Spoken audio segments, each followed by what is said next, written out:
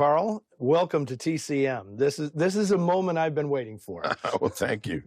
Thank you. And I'm especially excited because we're showing two of my favorite movies that you just happened to direct, Devil in a Blue Dress and One False Move. I want to talk first about Devil in a Blue Dress and how the picture just came about, because I'm very familiar. I knew before you made the film about Walter Mosley and his fabulous series of books featuring Easy Rawlins, his detective. So how did you come to be involved in this project? The woman who became my wife, actually, we had worked on One False Move together.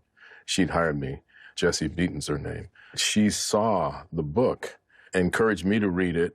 She was drawn to the title of it. And so at any rate, I read it, and then we began to pursue it. Denzel was interested in the Easy Rawlins books, and Jonathan Demme wanted to produce me in something, and he had an interest in the book, so it all kind of coalesced. Fantastic. And then you wrote the screenplay. Right.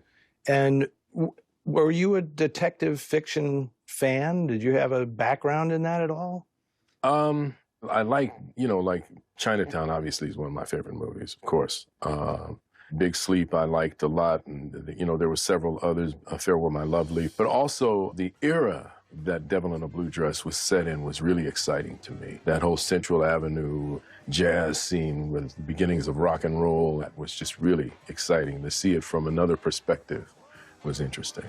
Well, the other perspective is actually what the film is all about, right?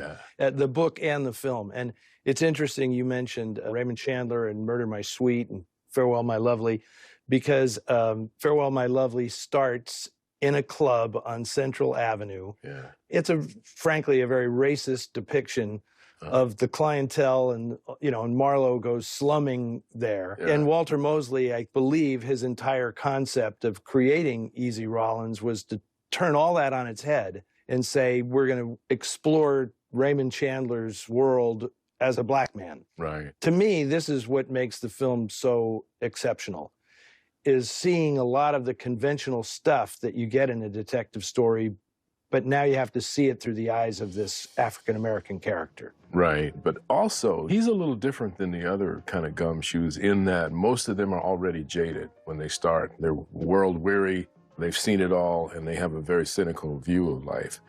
We see his evolution becoming cynical and becoming aware of the kind of underbelly of what we think is proper society, behind the scenes where the cogs and the pulleys exist and where the deals are made. So that's kind of interesting, is to see his progression, becoming one of those guys. I have to say, Denzel Washington is unbelievable in this movie.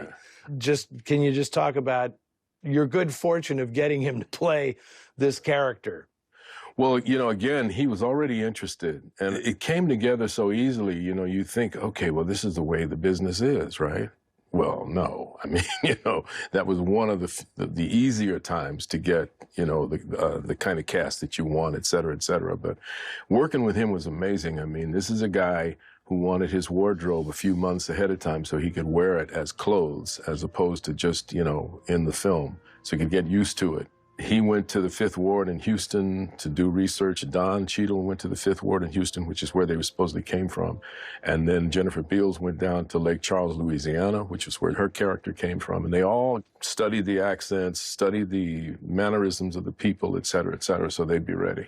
Fantastic. And this is kind of Don Cheadle's breakout movie. Yeah. So tell me how he came to be cast, because I got to say, Mouse is one of the great supporting characters ever. Don was in my student film at the AFI, so I actually already knew him. But he was like 22 or 23 years old or something like that when I, did the student film. And he looked like 18. And he and Denzel were supposed to be contemporaries. And so I was concerned about that. And actually, he must have been meant because we were both at the same ear, nose, and throat doctor. We happened to be there on the same day. And the waiting room was crowded because this guy took forever. So we were in a room by ourselves.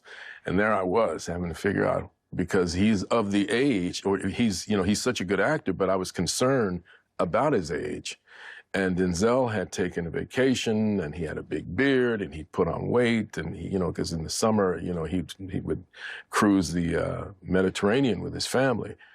And he kept saying, man, I'm going to be young. I'm telling you, I'm going to be young. And so Don came in and just, blew us away. But it's still the age thing I was concerned about. But Denzel was young. Well, I think we've teased this enough. I think the audience is now primed for this. Here is Denzel Washington and Carl Franklin's Devil in a Blue Dress.